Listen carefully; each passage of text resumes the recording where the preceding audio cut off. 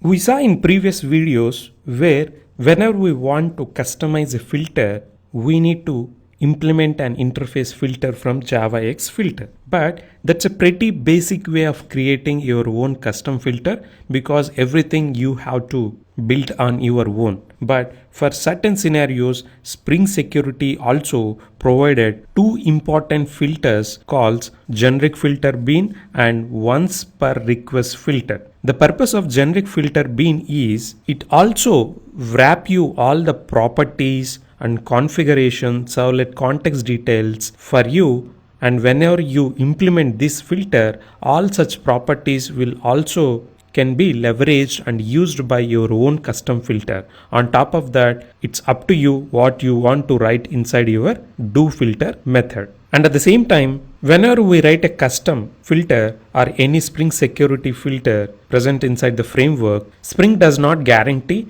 that that filter will be invoked only once per request. But if you have a scenario where you want your own custom logic to be executed only once per request, then you can always extend OncePerRequestFilter class, which will give you the logic of making sure that your custom filter will be executed only and once for every request coming from the client. Let's try to explore them more in the code of the Spring Security framework. You can see now I have opened GenericFilterBean, which is present inside the Spring Security framework.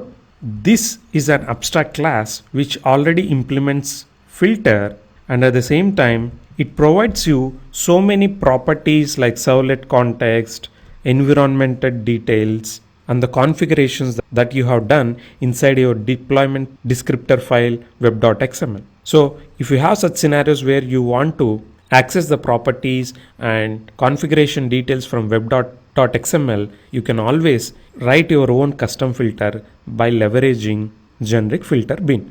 But at the same time, it does not have the implementation of doFilter. Since it's an abstract class, whenever you extend it, you have to write your own business logic inside doFilter method, which is specific to your business requirements. Now let's try to go and see OncePerRequestFilter. And as you can see, OncePerRequestFilter is a abstract class again, which extends GenericFilterBean. What this OncePerRequestFilter will do is it will make sure that your filter will executed only once for an entire request. You can see all the logic of skipping the filter or executing this filter based upon certain conditions is maintained in this method. But whatever filter is extending this OncePerRequestFilter, it has to implement method doFilter internal, because this class already implemented doFilter, which handles all the logic of making sure that your filter will be executed only once per request.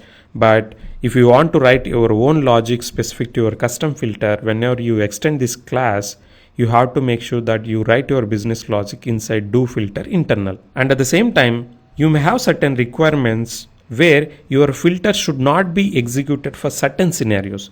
For all such scenarios, you can leverage should not filter method.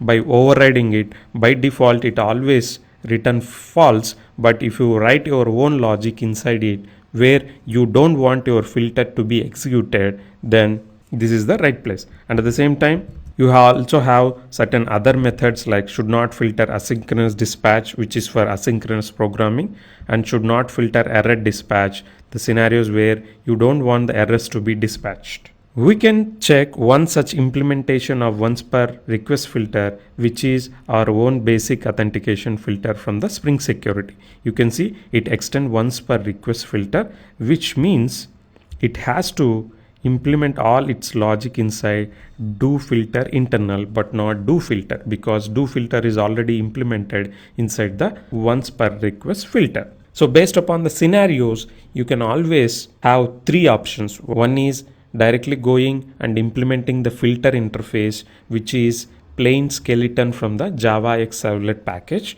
and other way is by leveraging the GenericFilterBean, where you can get the properties and the configurations from the web.xml. And the last one, which is the most powerful one, if you can implement OncePerRequestFilter inside your own custom filter, then you have an advantage of making sure your filter will be executed only once per request, and at the same time you have a control where you can stop executing of your filter for certain scenarios. With this, we covered all the concepts inside Spring Security Filters. In the next video, let's try to discuss on the summary what we discussed in this section and close this section. Thank you and bye.